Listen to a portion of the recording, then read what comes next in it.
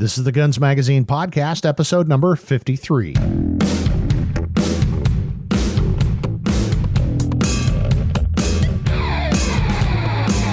Hi there, and welcome to the Guns Magazine podcast. I'm your host and the editor of Guns Magazine, Brent Wheat. Thanks for joining us as we talk to the interesting people who make up the world of shooting, hunting, and the firearms industry. But before we get started, let's talk about our sponsor, Kimber Firearms. Kimber was founded with the singular purpose of making every firearm the best it can possibly be, with a fit and finish that only practiced hands can achieve and appreciate. Whether you carry a Kimber for personal protection, hunting, or competition, know that their promise of quality without compromise is how they measure success. To learn more about Kimber Firearms, visit kimberamerica.com. Today's episode is a special one, in which I talk to Guns and American Handgunner writer Mark Hampton. Know anybody who killed an elephant with a handgun while it was goring his professional hunter? Mark's done that. Or you got any friends who've taken a hippo from the croc-infested Zambezi River with a pistol? Well, Mark's done that too. In fact, he's taken over 200 species of game on 6 continents, including Africa's Big Five and the Dangerous Seven, most of them with a handgun. He's shot exotic sheep in Iran, he's hunted the mountains of Nepal, and he's getting ready to travel to that politically stable and beautiful country known as Ethiopia to fulfill yet another bucket list goal. Now here's my talk with globe-trotting handgun hunter Mark Hampton.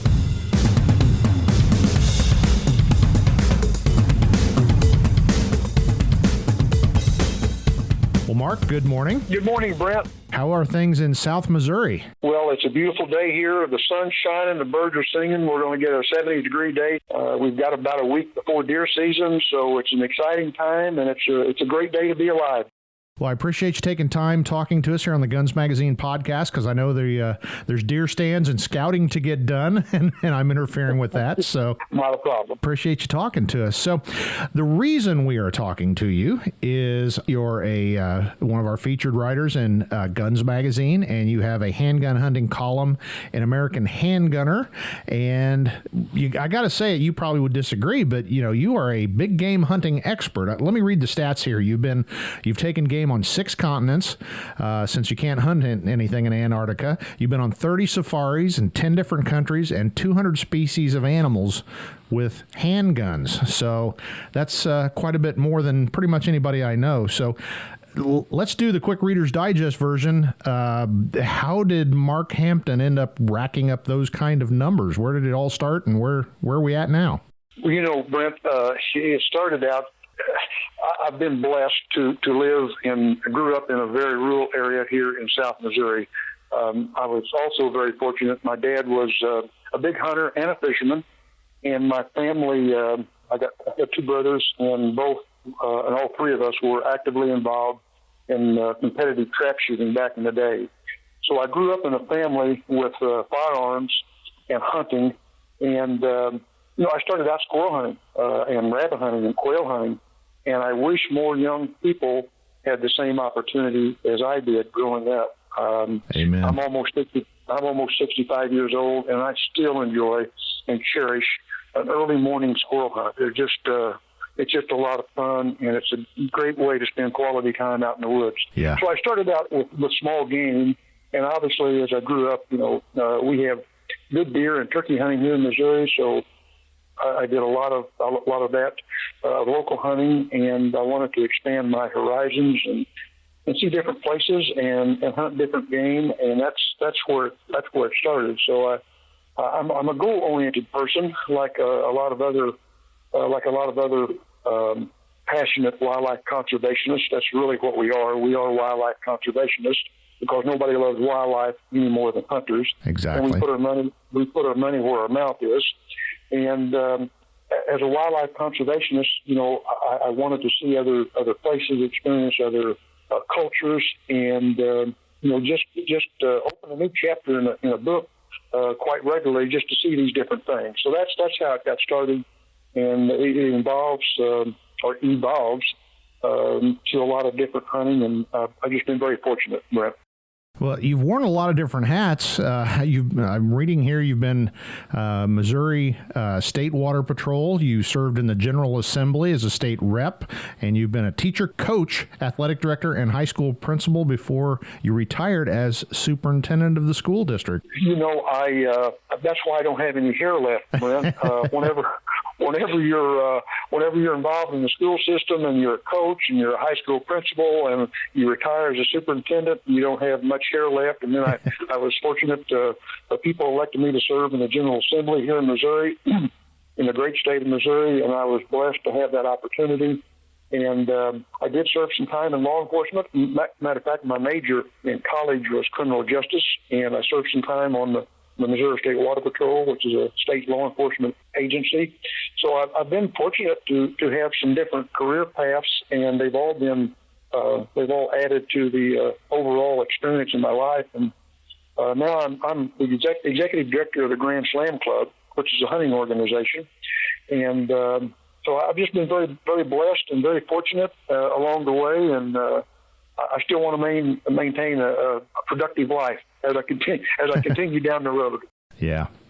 Well, the first question I got to ask is, I'm planning a safari in 2 years to go after plains game, and when I tell my especially non-hunting friends, they're like, "How can you afford that?" I mean, I'm not a rich man by any stretch of the imagination, but I got to ask you. It doesn't look like you live in the giant mansion on the hill. How can you afford to go on 30 different safaris over the years? That's a good question, but let me back up and address you and your wife's desire to go to Africa for the first time. Don't do it. I can tell you, I've never been on drugs in my life, but I can tell you drugs probably would have been a cheaper route to go.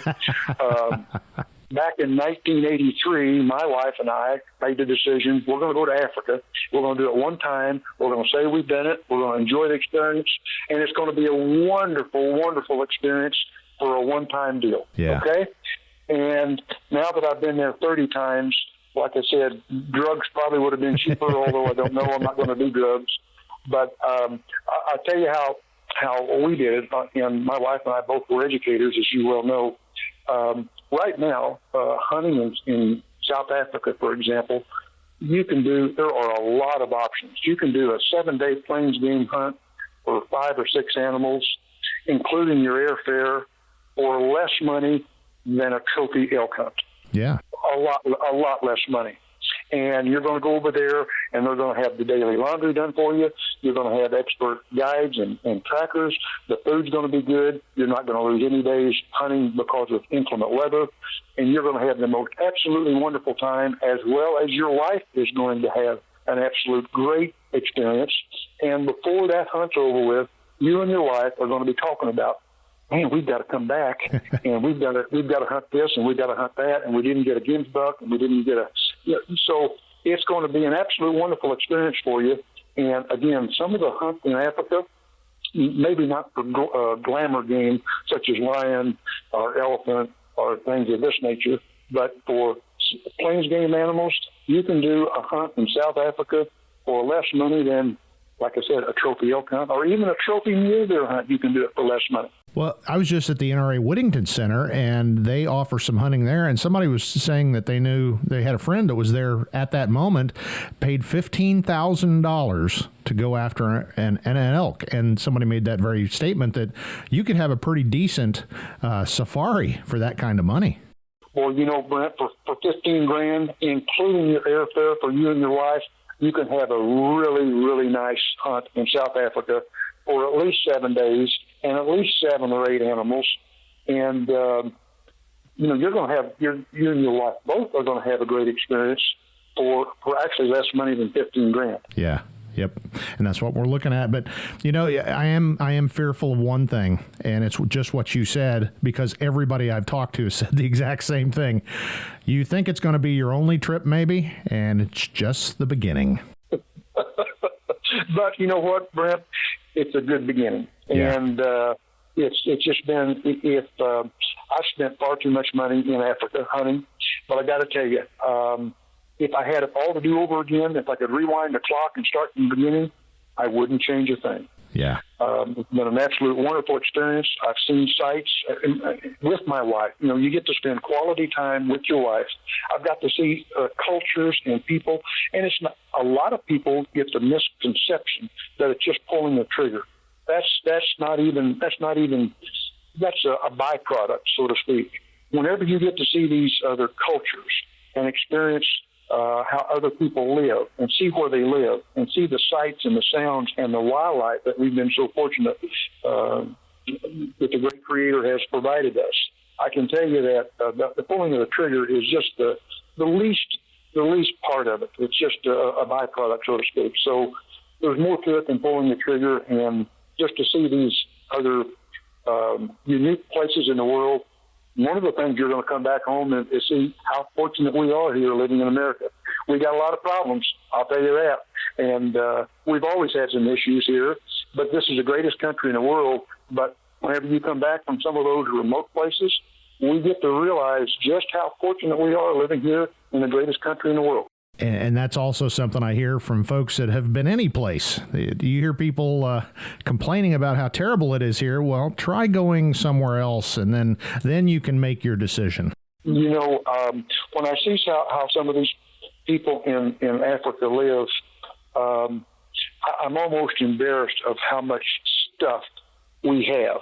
Yeah. I'm just talking about me personally. I'm not talking about anybody else. But, you know, we're just very fortunate, and sometimes we don't realize it. We take it for granted. We live in big homes. We drive big cars. We have big highways. We got big appetites. And, you know, some of these folks are a lot less fortunate than we are. So it's been an eye-opening experience for me to travel to some of these very remote places to see how the rest of the world lives. And I can tell you, I feel like we are extremely blessed here in this country. Yep.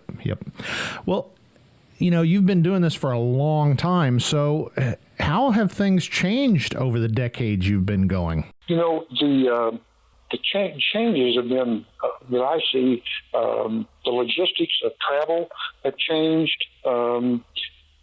It's easy to get some of these places now due to the airlines and all the travel logistics we have. But I guess one of the biggest changes is the cost factor. It wasn't too many years ago.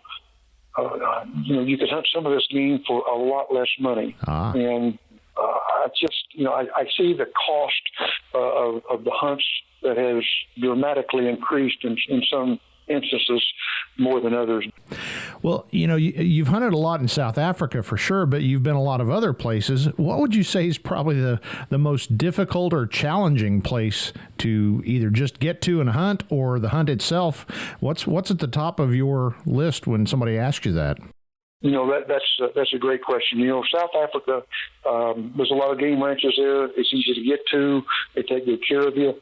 But at this stage of my life, I enjoy wild Africa. A few years ago, I was in the Red Sea Hills of Sudan hunting Nubian ibex, and it's a very difficult hunt. And I was fortunate to get one opportunity on the 11th day of a 10-day hunt. And so the Red Sea Hills of Sudan has been absolutely great. The wild Africa, like Uganda, even Zimbabwe, Mozambique, Zambia, Benin, Central African Republic. I've been 3 times to Central African Republic. It's a very remote place, and right now it's probably not safe to travel there, but it's a very remote place. And but the game and the culture and the people, whenever you see some of these different places in wild Africa, it's just like a magnet for me, Brent. It's like I just want to go back, and I like the challenge. I like the difficult hunting. As a matter of fact, if COVID doesn't take us out of the picture, my wife and I are scheduled to be in Ethiopia in February for Mountain Inyala. It's one of my bucket list. It's one of my bucket list hunts. Again, it's a very remote area. Mountain Inyala live 9,000 feet up, and it's. We're just looking forward. We've never hunted in Ethiopia, but in some of these other places that I'm talking about, the wild Africa, and it's the game is there, but the a lot of people don't realize that the poaching is a problem. And it's not like poaching, here in Missouri, as you and I would know it where we live locally. It's a much larger scale. And the hunters' dollars helps pay for some of these anti-poaching patrols. That's extremely necessary, or some of the game in some of these regions are going to be wiped out. Exactly. And we're not talking about going out and shooting a deer and coming home and feeding your family with it. We're talking about, the bushmeat sales or other high-profile, high-capacity poaching efforts. If there wasn't for the hunters' dollars that helps these anti-poaching programs, some of the game in some of these parts, especially remote parts of Africa, it would be decimated. There wouldn't be any. So, a lot of people don't look at hunters favorably, but I can tell you that it's the dollars that we spend on these hunts that help provide the revenue and the resources to fund these anti-poaching projects that are so important to the survival of this wildlife. And that's, again, something you hear from everybody that's been there. They understand that if it wasn't for people going over there to hunt, a lot of these places wouldn't even have game, because poaching is an organized big business and they just shoot everything on site for bush meat or for other reasons.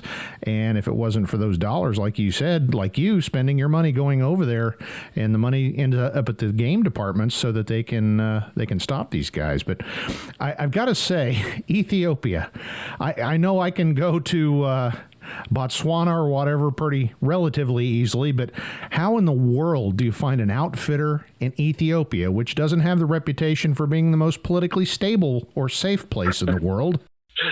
No, there are a few outfitters, and the hunting industry or the hunting world is not as large as you think it is. And I've been involved with this industry for a number of years. I attend the Safari Club International Convention, for example.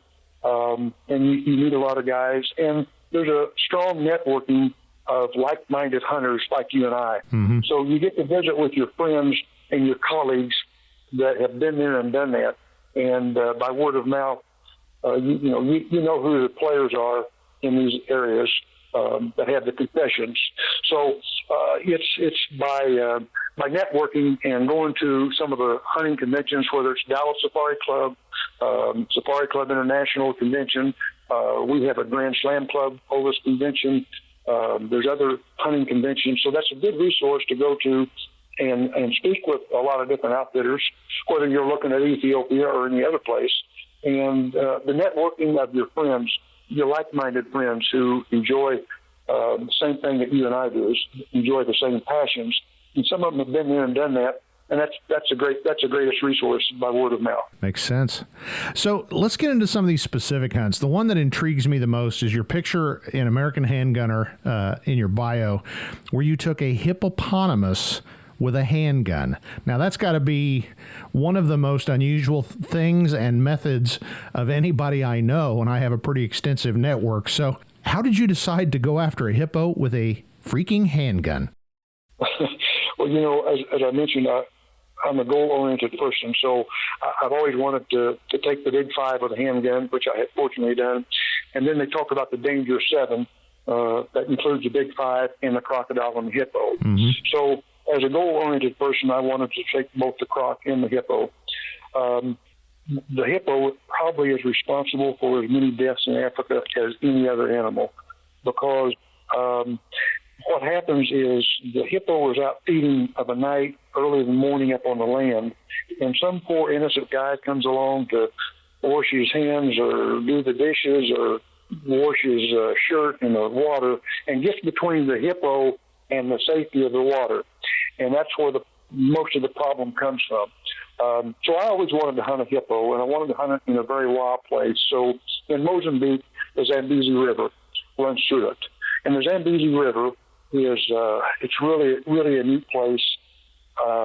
The outfitter, when we got there, he told me, and I can't quote the number, but he told me how many natives have lost their lives due to crocodiles in this one region. Yeah. And it was shocking. So the same river where the hippos are is the same river where all the crocs are. And let me point out, in this particular concession, there's a certain quota of hippos that they are allowed to take. It's not like you just go out and shoot a hippo for the heck of it. Right. There's a certain number, a quota, that the outfitter has to abide by. And believe me, the other thing that will be drastic for you to look at, whenever an animal is harvested in Africa, including a hippo, that meat goes to these local villages. And they don't have a local McDonald's or a Wendy's down the street like you and I do. So that protein, that meat provided by that hippo, provides a lot of protein for a lot of needy families in this region. So none of that meat, and when I say none of the meat, I'm talking about none of the meat goes to waste. So anyway, the adventure on the Zambezi River, seeing these crocs and these hippos was incredible. And I took a 375 JDJ, one of my favorite big game handguns that I've taken a lot of large, dangerous game with, the 375 JDJ. I took this hippo, and it was a drama-filled scene, because when you shoot a hippo, it goes under the water, and you don't know where it's going to come up. And long story short, Brent, we're in the water trying to wrestle this hippo up where we can at least take a photo, or at least get to, the natives up there where they can start skinning it and cutting up the meat. Oh, let me stop you there. The Zambezi River water, which is filled with man-eating crocodiles. That is correct. That is correct. Yeah. And so we're out in the water. We're trying to get this hippo pulled up to a barge, a shallower place where we can take photos and start skinning it. And there's crocs swimming around. And I looked at my wife and I said, I'm not too sure how smart this is, but it was an absolutely incredible experience, and my wife got to enjoy it with me. But the hunting of the croc is exciting, but the overall experience, Brent, was just it's a memorable event that I'll never forget. No doubt. And I got to tell you, that meat goes to those families in those local villages, and they are so in need of protein. Yep. Well, you've hunted the Big Five with a handgun. I assume you've had some, not that you would brag about it, but you've had some hairy adventures with those critters. Any of them that spring really to mind first of all? Any that maybe show up in your nightmares occasionally after you've had nachos before bedtime? There certainly is. And first of all, I know in some circles, hunting elephant is politically incorrect. I think it all is at this point. Right. Well, definitely elephant is one of those iconic animals in Africa that seems to hit some emotionalism and sensationalism. But again, as we talked about earlier, if it wasn't for hunting dollars, these animals would be decimated. And elephants are one of them. And the other thing people don't realize about elephants, I'm going to get to this story in just a second, but I want to tell you about the elephants. Whether it's cattle or wildlife, there's a carrying capacity of the land. The land can support X amount of whatever, and elephants are no different. So you take a particular piece of land, it can only hold. It has a carrying capacity of X amount of elephants. When there's more elephants on this piece of property or on this land than what the land can sustain, the elephants are destructive feeders. They knock the trees down. They destroy all the vegetation and the food sources for other animals. And I've seen areas where there's too many elephants, and believe me, there's not going to be anything else that's going to live around there very long. Yeah. Because they're very destructive feeders. So if you don't control the elephant numbers, just like you don't control the white-tailed deer numbers in Missouri, we got a problem. So there's a reason that we hunt elephants, and a lot of people don't understand that reason. And I'm not going to go into any more of my soapbox on that. But believe me, there's a reason behind the wildlife conservation efforts of hunting, and elephant hunting is one of them. So after having said that, I've been charged by a couple of elephants. One was taken at about 20 steps from us. J.D. Jones actually shot the one that was charging, and I was running a Nikon camera behind him. And oh, wow. I didn't focus it very good. But that doesn't have a lot of stopping power. No, it was too much excitement for me to hold the camera real steady, even to J.D.'s dismay. But the other time, we had a situation where the female elephant charged, and the professional hunter had an issue with his gun. Oh. His first round didn't go off, and the elephant was really close. Second round did not hit the brain. His next round and last round, the elephant was almost on top of him. He shot, it did not hit the brain, and he took off running, the elephant right behind him. There was another professional hunter shooting at the elephant. He emptied his gun. The elephant was still going. It had the professional hunter on the ground, was in the process of trying to gore him and trying to stomp on him at the same time. The fifth shot, the other professional hunter shot, stunned the elephant enough where it was just standing there. And guess who's the only guy with a gun with a bullet in it? So I was shaken about as bad as you can shake, and I finished the elephant off. Luckily, it didn't fall on top of the professional hunter. Wow. But this is a scene that happens in seconds. You think an elephant is slow. It looks slow, but it can cover a lot of ground in a really short period of time. And it was a nightmarish scene, one that my wife and I will never forget. And in my opinion, only by the grace of God, this professional hunter is still alive today. And it was just a real, they don't call it dangerous game, just for the heck of it. There's a reason. And sometimes things can go south. And if you hunt long enough, eventually some of these things are going to go south. And this one went south that day. And I'm just glad that we all lived to tell about it. Wow. Incredible. And that's one of the things people, like you alluded to, that, they get bent about hunting elephants or whatever. And, really that's maybe the essence of the most pure form of hunting, because everybody's on an equal footing there. He's got as much chance of getting you as you of him. Pretty much everybody I've talked to that has hunted elephant, especially more than once, has the same kind of story where they weren't exactly sure that they were going to be standing there 10 minutes later. They might be just a messy, wet spot on the ground. Brent, I want to tell you how lucky this professional hunter is. When he takes off running, his gun's empty, the elephant's right behind him.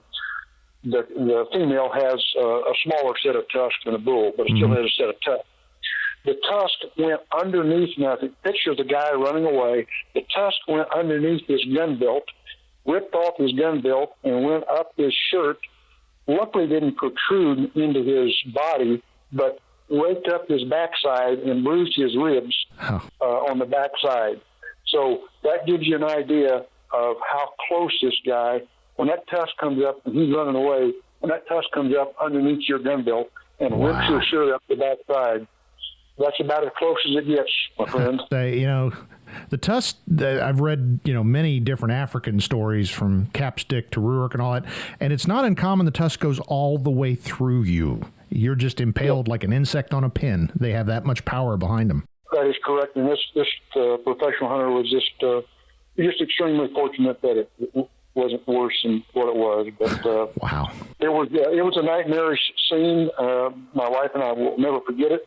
But afterwards, we all were very thankful, and we collected some villagers from the locals, and within an hour, I'd say there's 100 people there at this elephant. Yep. And when they get done with that elephant, there's about few bones, 5 or 6 bones laying on the ground, and that's all you see. Yeah. Everything is gone to those villages, and I'm talking about everything. They don't throw away food like we do here. Oh, they sure don't. But they absolutely don't. That's I say great story because I wasn't there witnessing it, so that's great to me. But you had any similar kind of stories with lion or Cape buffalo or any of those big uglies? I've been very fortunate. And, under most circumstances, I think I've taken 4 buffalo with a handgun, 4 Cape buffalo.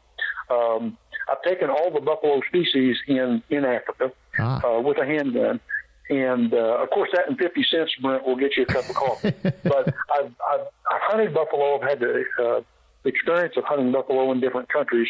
But under normal circumstances, you avoid those. You do everything you can to avoid those charges, so to speak. And, if you make a good shot and play the cards right, there's not going to be anything happen.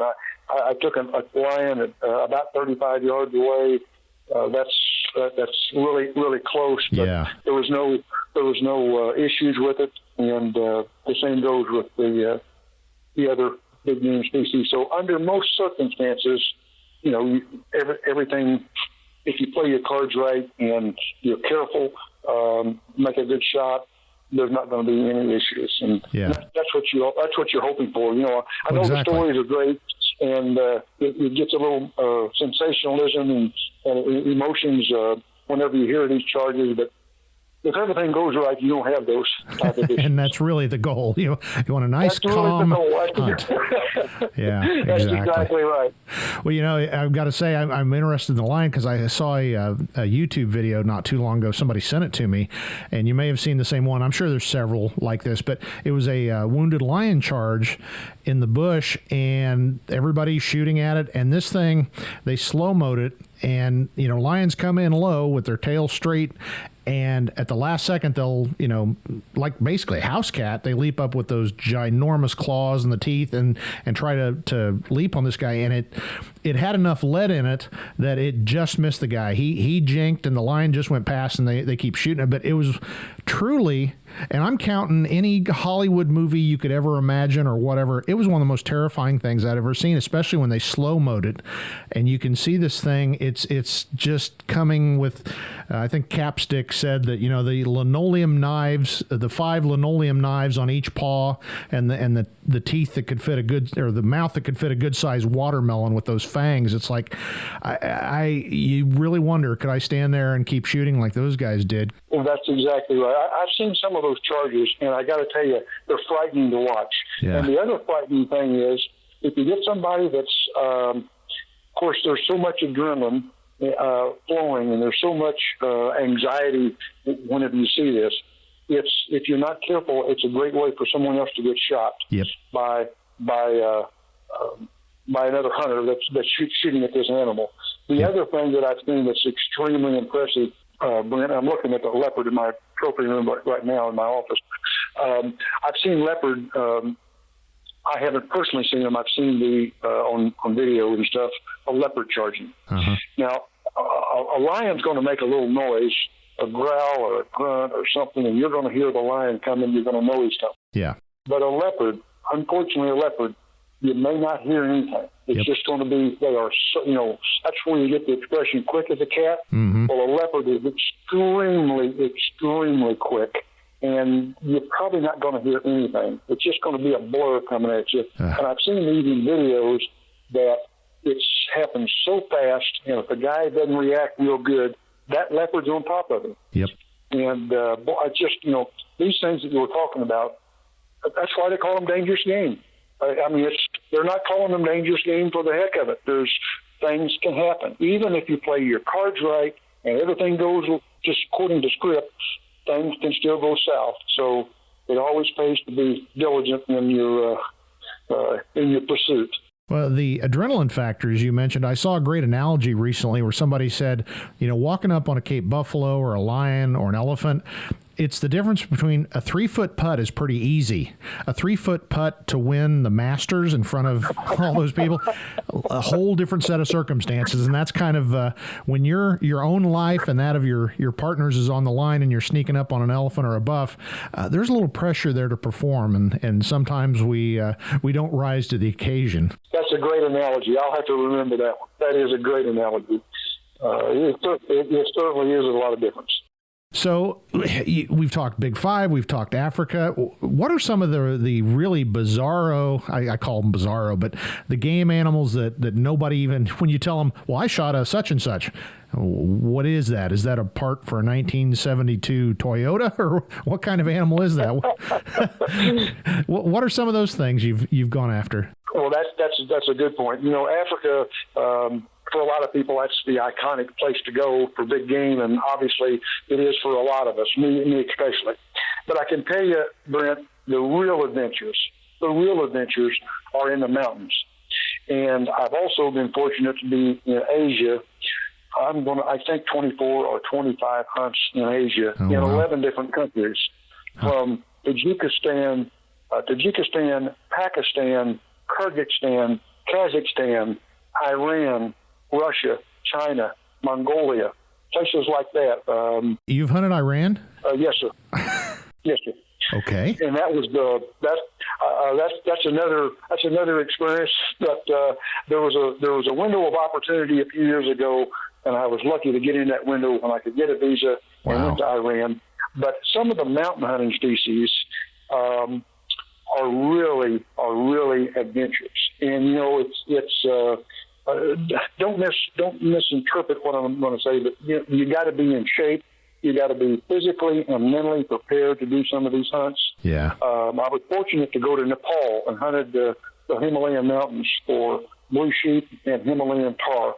I'm out of breath just hearing that. I tell you what, whenever you take off for 14 days, there's no jeeps, there's no horses, there's the boots on your feet, and a bunch of porters carrying your food for 2 weeks, and you're in the foothills of the Himalayas. I got to tell you, it's one of the greatest mountain hunting adventures I've ever been on.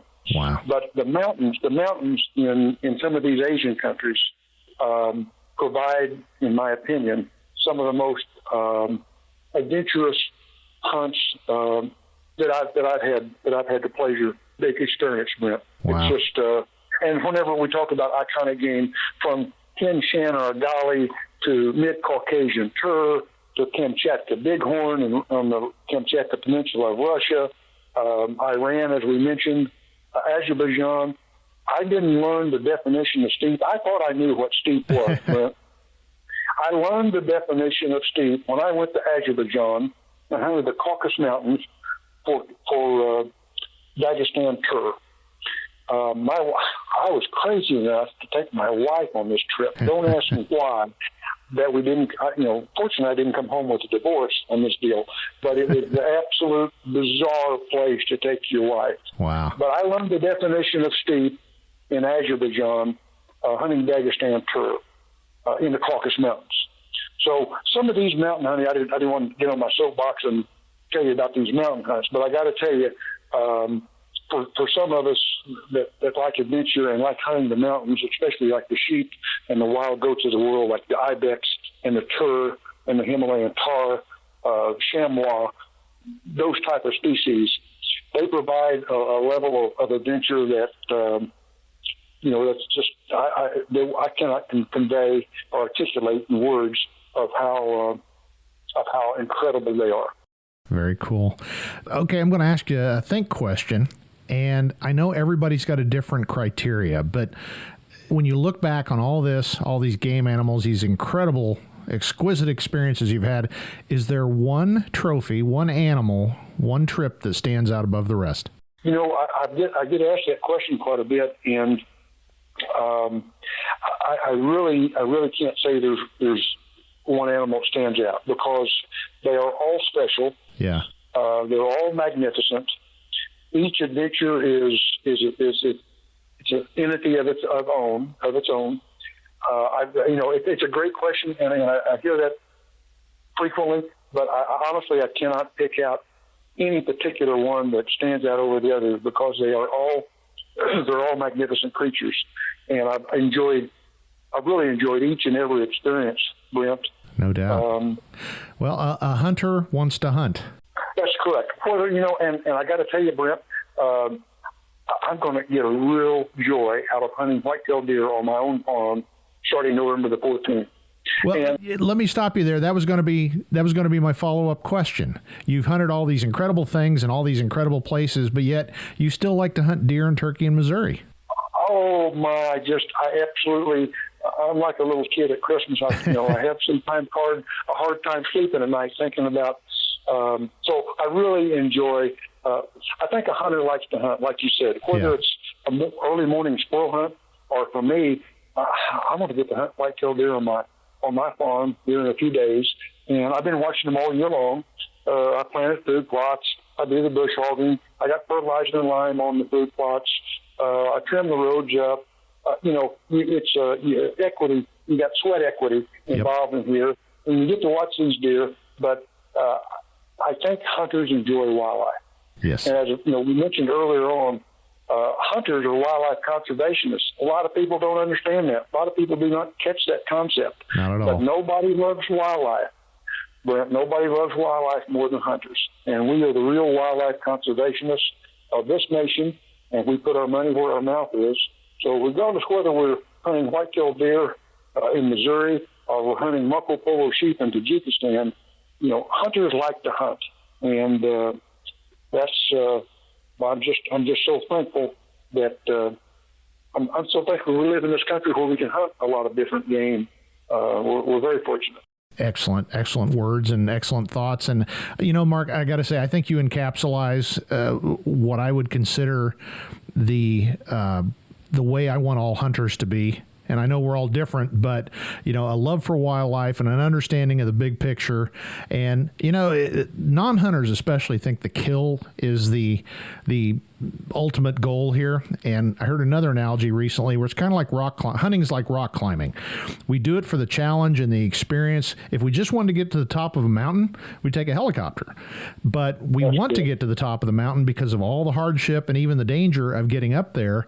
And then once you've reached that pinnacle, then you can say, I did it the hard way, the honest way, and then I can enjoy where I'm at. I think that's an excellent analogy. And like you said, those of us who hunt and who are passionate about hunting, we understand that. I just wish that there's a segment of our society that thinks hunting is all about killing.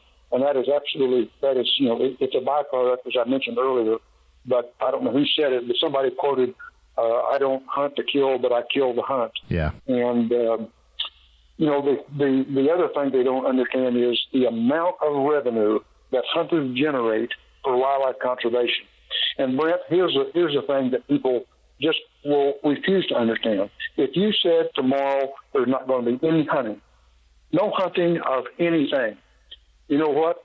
There's no more conservation. Exactly. It's out the window. So whenever you take away hunting, there is no more conservation.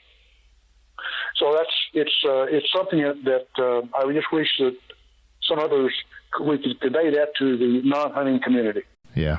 Well, unfortunately, they don't get that. And, even in the United States, if you take away the excise tax on firearms and ammunition and fishing gear and things like that, a large part of all the wildlife conservation programs in our country go away.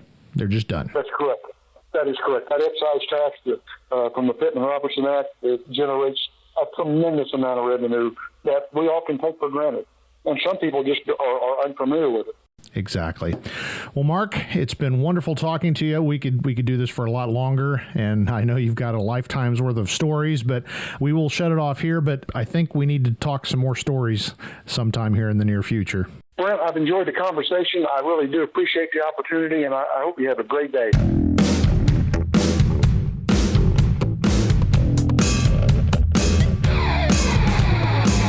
It was great talking to Mark Hampton. I always love listening to his stories, and you can be sure you'll see more of his byline in upcoming issues of Guns and American Handgunner magazines. And with that, we hope you're enjoying the Guns Magazine podcast. Please tell all your friends, even those hand-wringing liberals. Guns Magazine is #1 in the business, and we're using our decades of friendships to bring you the most interesting chats in the gun world. If you've got questions, comments, or a guest you'd like to recommend for the show, please email me. That's editor@gunsmagazine.com. Make sure you don't miss out on anything by subscribing to us on your favorite podcast directory and YouTube. Of course, you can always listen and download our episodes at gunsmagazine.com. And while you're at it, don't forget to check out our sister publication, American Handgunner magazine, at americanhandgunner.com. Even better, it's not a bad idea to support firearms journalism by subscribing to one or both of our print magazines. And finally, I'd like to remind you to check out our sponsor and friend, Kimber Firearms, at kimberamerica.com. That's it for this episode of the Guns Magazine podcast. For the entire staff here at FMG Publications, I'm Guns Magazine editor Brent Wheat. Now get out there and get shooting.